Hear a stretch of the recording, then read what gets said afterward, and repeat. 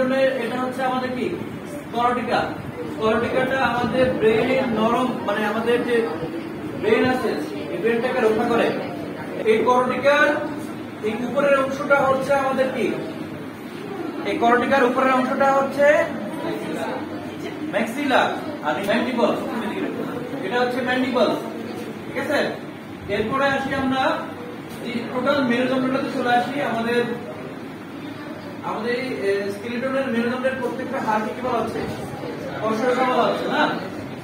তো আর এই কোষরেখার লাস্ট প্রান্তে যে অংশটা আছে এটাকে কি বলা হচ্ছে আমাদের, এটাকে স্যাক্রাম বলা হয়। এটাকে কি বলা হচ্ছে, স্যাক্রাম। স্যাক্রামের লাস্ট প্রান্তে একটা বর্ধিত অংশ আছে মেরুদণ্ডের হাড়ের, এটা হচ্ছে কক্সিক্স। ঠিক আছে, তো চলো এরপরে আমরা মেরুদণ্ডটা চলে গেল আমাদের বক্ষগহ্বরের এই বুকের খাঁচাটা আছে, এই খাঁচাটার প্রত্যেকটা অংশটাকে কি বলা হচ্ছে, পর্ষিকা বা রিবস বলা হচ্ছে না। আর এর মাঝখানের অংশটাকে কি বলা হচ্ছে, স্টার্নাম।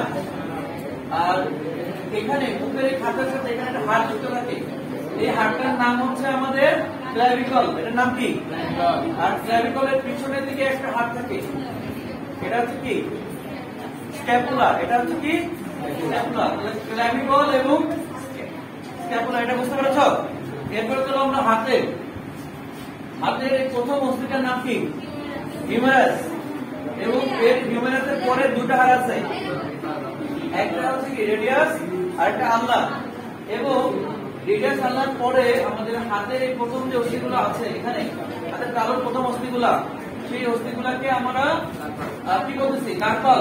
কার্পালের পরে মোটা মোটা যে অস্থিগুলো আছে লম্বা, এখানে কি মেটাকার্পাল। এবং আঙ্গুলের যে অস্থিগুলো আছে এটাকে ফ্যালাঞ্জেস বলা হচ্ছে, ফ্যালাঞ্জেস।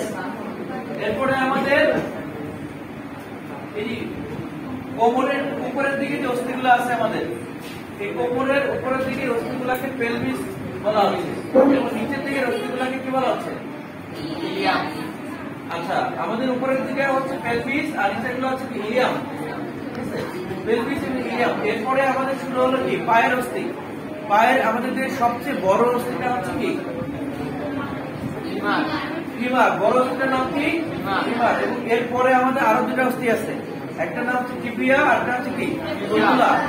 এবং আমাদের পায়ের গোড়ালির মধ্যে যে অস্থিগুলো আছে সেগুলো হচ্ছে কি টার্সাল, এরপরে এগুলো হচ্ছে মেটাটার্সাল, এবং আঙ্গুলগুলোটাকে কি বলা হচ্ছে। এই তো হচ্ছে টোটাল আমাদের হিউম্যান বডির স্কেলিটনের বিভিন্ন পার্ট। আশা করবো তোমরা সকলে বুঝতে পেরেছ।